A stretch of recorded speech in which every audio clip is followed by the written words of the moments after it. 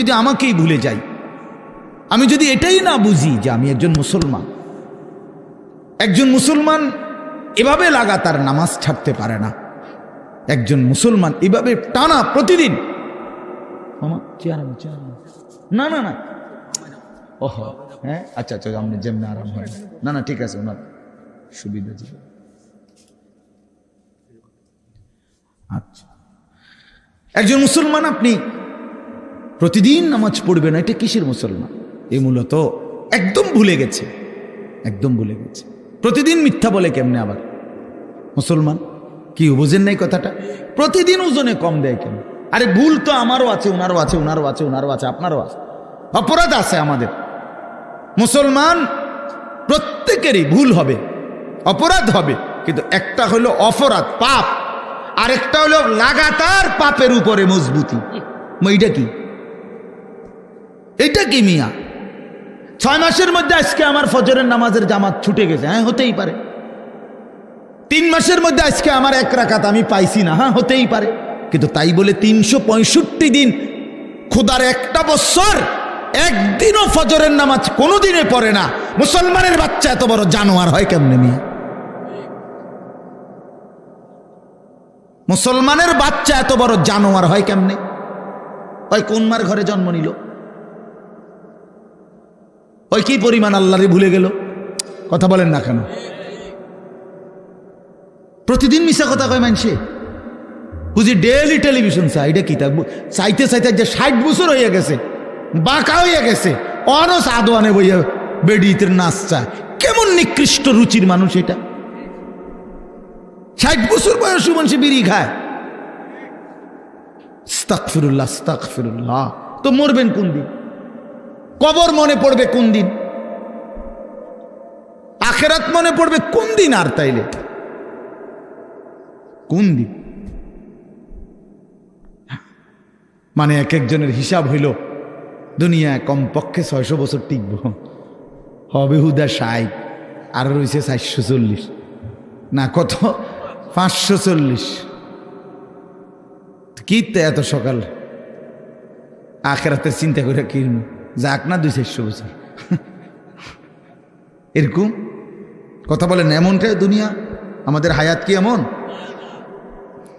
ওয়ালাম্মা বালাগা আশুদ্দাহু ওয়া বালাগা 40 সানাহ قال رب أوزعني أن أشكر نعمتك التي أنعمت علي وعلى والدي وأن أعمل صالحا ترضاه وأصلح لي في ذريتي إني تبت إليك وإني من المسلمين।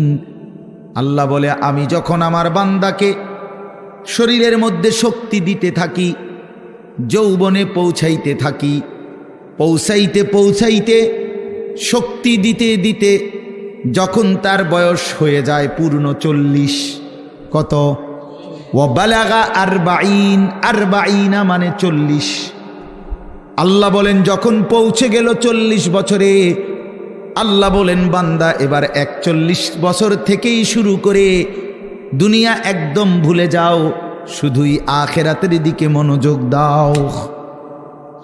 40-এর পরেই দুনিয়া গুটায় ফেলো, আখেরাতের দিকে পুরা মনোযোগী হও। এবার বলো আল্লাহকে, এই 40-এর পরে বান্দার ফিকির কি হবে? আল্লাহ শিখাইছে, এবার একজন মুমিনের ফিকির হবে, আল্লাহ এই 40 বছর পর্যন্ত আপনি আমারে যেই নিয়ামতগুলো দিছেন, আমার এগুলোর শুকর আদায়ের তৌফিক দেন। এই 1। 2, আল্লাহ আপনি আমার মা বাবার উপরে যত নিয়ামত দিছেন, আমার সন্তান হিসাবে সেই নিয়ামতগুলোর শুকর আদায়েরও তৌফিক দেন। 3 নাম্বার, আল্লাহ ওয়া আন আ'মালা সালিহান তারদাহু, এখন থেকে নিয়ে বাকিটা হায়াত আপনার পছন্দ মতো নেক আমলের তৌফিক আমারে দান করেন। 4 নাম্বার, ওয়া আসলিহ লি ফি যুররিয়াতি, আল্লাহ এই পর্যন্ত আপনি আমারে যে কয়জন সন্তান দিছেন, আমার সন্তানগুলোকে সুন্দর চরিত্রবান উত্তম আখলাকওয়ালা বানিয়ে দাও। ইন্নী তুবতু ইলাইকা। 5 নম্বরে, আল্লাহ এই পর্যন্ত যে কিছু পরিমাণ গুনাহ ভুল ভ্রান্তি হয়েছে, তওবা করতেছি, সেগুলো মাফ করে দেন। 6 নম্বরে, ওয়া ইন্নী মিনাল মুসলিমিন, আল্লাহ আমি এখন থেকে একজন পূর্ণ মুসলমান হিসাবে আপনার গোলাম হয়ে থাকব, বাকিটা আপনি আমারে কবুল করে নেন। কি দোয়া দেখছেন, কি সুন্দর না?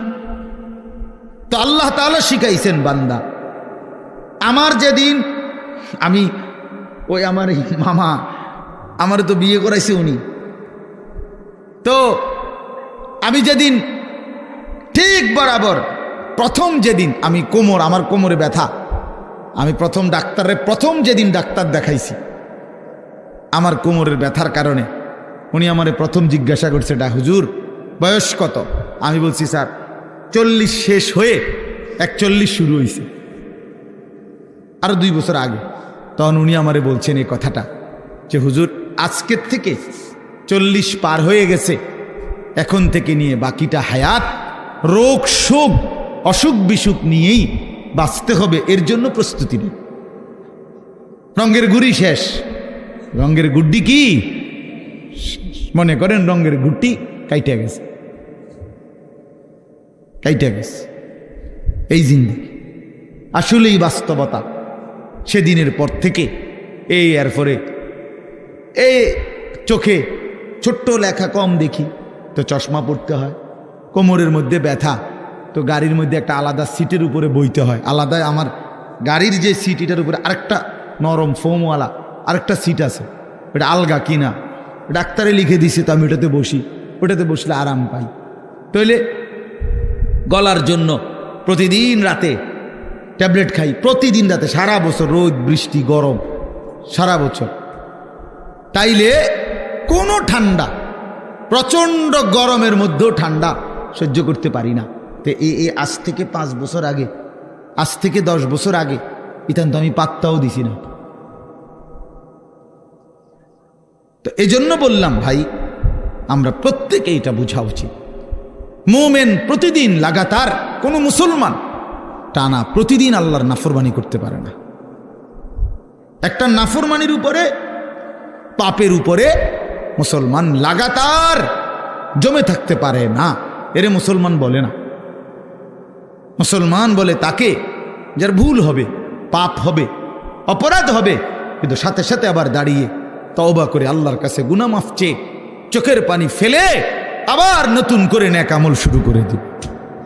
আল্লাহ রাসূল সাল্লাল্লাহু আলাইহি সাল্লাম বলেন, আল্লাহ তাআলা বলছে, বান্দা এমন গুনাহ যদি তোমার আসমান পরিমাণও হয়, আর আমার কাছে যদি চোখের পানি ফেলে তওবা করে গুনাহ ছেড়ে দিয়ে আর কোরবানা ওয়াদা দিয়া যদি আমারে চোখের পানি ফেলে মাফ চাও, আমি আল্লাহ ওয়াদা দিলাম আসমান পর্যন্ত লম্বা প্রশস্ত গুনাহ যদি হয়, গাফারতু লাকা ওয়ালা উবালি, আমি কোনো পরোয়া না করে সব মাফ করে দেব। ওয়ালা উবালি, উবালি অর্থ হইল আমি কোনো পরোয়া করব না, কাউরে জিজ্ঞেস করব না, তোমারে লজ্জা দেব না, তোমার আত্মীয় স্বজন তোমার কাউরে জানাবো না, আমি একাই মাফ করে দেব, জানবো শুধু আমি, বলবা শুধু তুমি আমারে। ইন আতাইতানি লাইলান আতাইতুকা লাইলান, হাদিসে কুদসিতে আছে, বান্দা গুনাহ নিয়ে যদি রাত গভীরে আসো, আমি আল্লাহ ওয়াদা দিলাম রহমত মাগফিরাত নিয়ে রাত গভীরেই আসব। তুমি আসবা যখন, আমি আসব তখন, আমি রেডি আছি বান্দা। 90 বছর পরেও যদি কোনোদিন চূড়ান্ত গুনাহ ছেড়ে দিয়ে তওবা করে চোখের এক ফোঁটা পানি ফেলে আমি আল্লাহরে যদি দিল থেকে ঠিক মতো ডাক দিতে পারো, আর আমি যদি বুঝি যে আমার বান্দা দিল থেকে মাফ চাইছে, আসলেই মাফ চাইছে, আসলেই আর গুনাহ করবে না, আল্লাহ বলেন 90 বছরের গুনাহ আমি আল্লাহ বান্দা ওয়াদা দিলাম একবারেই মাফ করে দেব। কিন্তু আপনি এই মাত্র কইলেন আস্তাগফিরুল্লাহ, এই মাত্র মুনাজাত করলেন, আপনি উঠতে না উঠতে বিড়িটা ধরাইলেন, আপনি এটা কি ধরনের আস্তাগফিরুল্লাহ কইলেন? আপনি এরকম ডাকাই দিলেন কা? কথা বলেন না কেন? আপনি দিয়ে এই মাত্র মসজিদের থেকে আসরের নামাজ পড়া ইমাম সাহেবের লগে মুনাজাত দিলেন, আমিন আমিন কইলেন, বাইর হইয়েই সাদওয়ানে বইয়া বেডিতে দিকে তাকাইলেন, টেলিভিশনের দিকে, আপনি এটা কোন ধরনের তওবা করলেন? এটা মস্কারি করলেন না? কথা বলেন না কেন? আপনি কার সাথে মস্কারি করেন? কার লগে পাগলামি করেন? আল্লাহর সাথে। বান্দা আল্লাহ জিজ্ঞেস করে, বান্দা কার লগে করতেছো এটা? তুমি আন্দাজ করো নাই আমারে? তুমি জানো কার সাথে তেড়ামি করো রে? কার সাথে মস্কারি করো? আমরা আল্লাহকে চিনি নাই বাবা। ওমা কাদারুল্লাহ হাক্কা কাদরি। আল্লাহ বলে, বান্দা আসলে তোমরা আমার কদরই করতে পারো নাই, তোমরা বুঝোই নাই আমি কত বড় মালিক। তুমি আমি আল্লাহকে আপনি শুধু বাদশা মনে করছেন, আল্লাহকে আপনি শুধুমাত্র এই সামান্য কদ্দুরের মালিক মনে করছেন। আল্লাহকে আপনি সামান্য কি ক্ষমতা মনে? কোরআন শরীফে আছে আল্লাহ বলছে, ওয়াসসামাওয়াতু মাতবিয়াতুম বিয়ামিনি। বান্দা বিশ্বাস করো, হাসরের দিন আমি আল্লাহ 7 আসমানকে গুটাইয়া রুটির মতো, 7টা রুটির মতো আমার কুদরতি হাতের উপরে রাখবো। কোরআন শরীফের আয়াত। আমার ডান হাতে, কুদরতি হাতে 7 আসমানকে গুটাইয়া আমার হাতের মধ্যে রাখবো। আমি সেই মানি।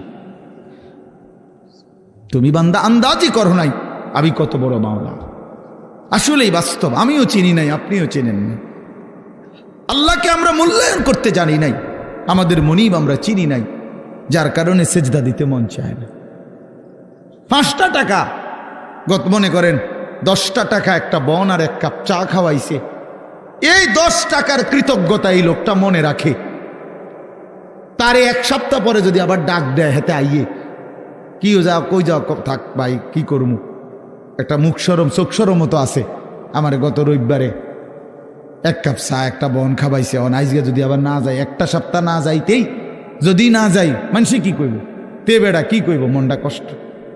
10 টাকার জন্য এই কৃতজ্ঞতা দেখাইলা, আর এত বড় কায়নাত। এই যুবক, তোমরা যারা বসছো বেটা, এত বড় সৃষ্টি, তোমার সারাটা দেহ যিনি 24 ঘন্টা পালতেছে, নাফরমান তারে কেন সেজদা দাও না? আরে গাদ্দার, এমন মালিককে কেন সেজদা দাও না? আল্লাহ তাআলা কি 10 টাকার উপকার করছে শুধু?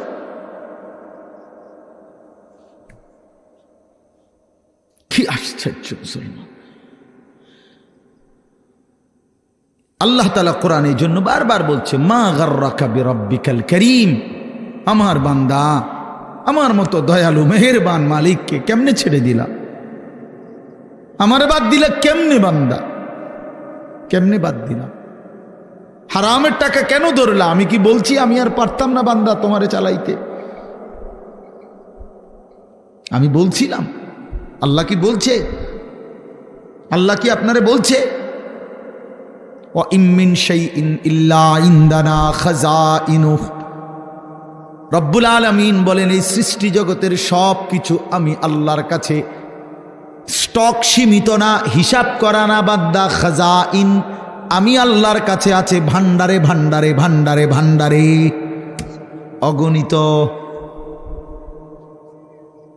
সীমিত নয়, সীমাহীন, হিসাব ছাড়া। ওমা নুনাজ্জিলুহু ইল্লা বিকদারিন মালুম। কিন্তু আমি আল্লাহ জমিনবাসী তোমাদেরকে দিয়ে থাকি, পাঠিয়ে থাকি পরিমাণ মতো, আছে হিসাব ছাড়া, অগণিত, দিয়ে থাকি পরিমাণ মতো। বুঝেন নাই কথাটা? আপনি মনে করেন আপনার যে একটা টেনশন, আমি একটা উদাহরণ দিই। আপনার যেহেতু টেনশন যে আরে আমি মরলে আমার এই 4টা জিফুত 6টা জিফুত, আমি মরে গেলে এরা কেমনে চলবো, ভবিষ্যৎ কিতে হইব তাগো, আহারে আল্লাহ কেমনে কি হইব। আপনি যেহেতু খুব টেনশন, মনে করেন আল্লাহ যদি বলে, বান্দা আচ্ছা তোমার জিফুত 4 জন আর তোমরা 2 জন জামাই বউ, এই 6 জনের মোট আগামী 30 বছর বা আগামী 60 বছরের আলুডি দিয়ে লাই। বুঝেন না মামা? যেহেতু একটা টেনশনে ফিরে গেছো তুমি, তো ঠিক আছে, কাঁচা বাজারটা দিয়ে লাই তোমার, যেহেতু তোমার জিফুট টিফুট সহ এই মোট আলু, চাল, তেল, সাবান, হ্যাঁ, পেঁয়াজ, রসুন, আদাগুলো যা দরকার এটি দিয়ে লাই, তাইলে তো তোমার টেনশন না গেল। আপনি আলুডি ছিবেন কো? কথা বলে না, বুঝেন নাই আমার কথাটা? আপনি এই আলু আগামী 100 বছরের আলু এটি থুইবেন কোনা নেই, কাকুনানে থুইবেন, আপনার 14 গোষ্ঠীর মাথাত নিয়ে থুইবেন এইগুলা। আচ্ছা আচ্ছা পারবেন আপনি? পেঁয়াজ দিবেন কই, রসুন দিবেন কই? আচ্ছা থুইলে এটি ফসতো না? তাইলে আল্লাহ বলছেন, ওহ মালিক কে পরিমাণ দয়াবান। মালিক বলছে, আল্লাহ আমার কাছে আছে তো অগণিত, কিন্তু আমি দিয়ে থাকি পরিমাণ মতো। ওমা নুনাজ্জিলুহু ইল্লা বিকদারিম মালুম ওমা কুন্না আনিল খালকি গাফিলিন। আল্লাহ বলেন, আমার একটা সৃষ্টির ব্যাপারেও আমি 1 সেকেন্ডের জন্য গাফেল নই, গাফেল নই। 7 তবক জমিনের নিচে যেই পিঁপড়াটা হাঁটে, 7 আসমানের উপরে যেই ফেরেশতা হাঁটে, আমি পিঁপড়া ফেরেশতা দুইটাই একই মুহূর্তে সমান নজরে দেখি। আমি এমন আল্লাহ। ওমা মিন দাব্বাতিন ফিল আরদি ইল্লা আলাল্লাহি রিজকুহা। আল্লাহ বলেন, জমিনে যত কিছু আমার সৃষ্টি, আমি আল্লাহ ওয়াদা দিলাম বান্দা, সব কিছুর রিজিকের দায়িত্ব আমি আল্লাহ নিজেই নিজের কাঁধে তুলে নিলাম, আমি দেব। ওয়ালামু মুস্তাকাররাহা ওয়া মুস্তাউদাহা। আল্লাহ বলেন, আমার কোন সৃষ্টি কখন কোথায় থাকবে আমি তাও জানি, শেষ পর্যন্ত কোন মাটিতে দাফন হবে তাও জানি। হ্যাঁ, কোন দিন কোন বেলার খানা কোথায় পাঠাইতে হবে আল্লাহ জানে না? কথা বলেন। এই যে আমরা যে সারা বছর চরকির মতো দৌড়াই, হ্যাঁ বোঝেন নাই কথা। এই যে আজকে হেনে কালকে হেনে, তো আমি ভাত তরকারি কতখানি ছিড়েন না। ফেরেস্তা যদি নিজে নিজে খাওয়াইতে, ফেরেস্তা কইতো, দৌড় বেটা বেটা একটা ভাত দুগার লেগে তোর ফিসে ফিসে বেটা, তামামটা দেশ ঘুরি বেটা, যা বেটা নিরিবিলি এক জায়গায় বইয়া না ভাত খাইবা বেটা। আল্লাহ তাআলা বলে, না বান্দা, প্রতি সেকেন্ড তুমি কখন কোথায় থাকবা আমি তো আল্লাহ তাআলা কুল্লুন ফি কিতাবিম মুবিন। আসমান ও জমিন সৃষ্টির 50,000 বছর আগে আমি আল্লাহ আমার তাকদীরে প্রতিটা পিঁপড়া বলো আর সমস্ত মখলুক বলো আমি লিখে রেখেছি, লিখে রেখেছি, লিখে রেখেছি। হাসবা কয়বার, কাঁদবা কয়বার, ঘুমাইবা কয়বার, হাঁটবা কয়বার, সব লিখে রাখছে না। তা মনে রাখবেন, তাফসীরের মধ্যে কথা আছে, কিতাবে আছে, তাকদীর শুধু মানুষের না, তাকদীর আল্লাহ ছাড়া, মা সেওয়াল্লাহ, আল্লাহকে বাদ দিয়ে যত সৃষ্টি প্রত্যেকটা মাখলুকের তাকদীর আছে। ও পিঁপড়ারও মশারও মাসির। এই জন্য মশায় এবডারে কামড়াইয়া বাচ্চা গেছে, ওনার কাছে গেছে আর উনি মেরে গেছে। এই তাকদীরে এমনি আছে, বুঝেন নাই কথাটা?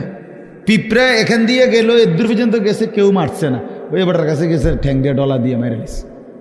তকদিরে ভাবেই ছিল, বুঝেন নাই আমার কথাটা? সব কিছুর কি আছে? তাকদীর আছে, শুধু আল্লাহ ভিন্ন সব কিছু। আল্লাহ আমাদেরকে বুঝ দান করেন।